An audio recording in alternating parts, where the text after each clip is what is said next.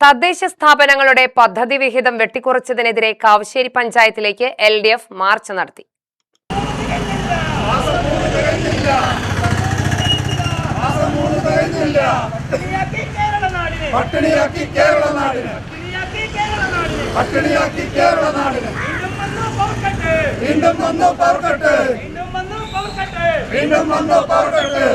March CPM ജില്ലാ secretariat അംഗം V Ponnukuttan ഉദ്ഘാടനം ചെയ്തു.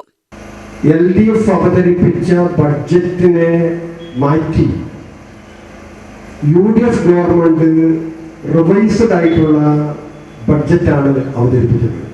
ഈ ബഡ്ജറ്റിൽ ഇടതുപക്ഷം തദ്ദേശ സ്വയംഭരണ സ്ഥാപനങ്ങൾക്ക് നീക്കിവെച്ച 11,158 കോടി രൂപയിൽ നിന്ന് ഏതാണ്ട് 1,500 കോടി വെട്ടിച്ചുരുക്കി ഏതാണ്ട് 8,600 കോടി രൂപയായി ഇപ്പോൾ കുറച്ചിരിക്കുകയാണ്.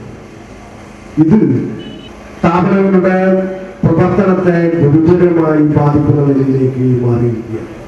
സത്യത്തിൽ തദ്ദേശ സ്വയംഭരണ സ്ഥാപനങ്ങൾ എന്ന് പറയുന്നത് പ്രാദേശിക സർക്കാരുകളാണ്. ഗവൺമെന്റിന്റെ മുഖമായി പ്രവർത്തിക്കുന്നത് തദ്ദേശ സ്വയംഭരണ സ്ഥാപനങ്ങളാണ്.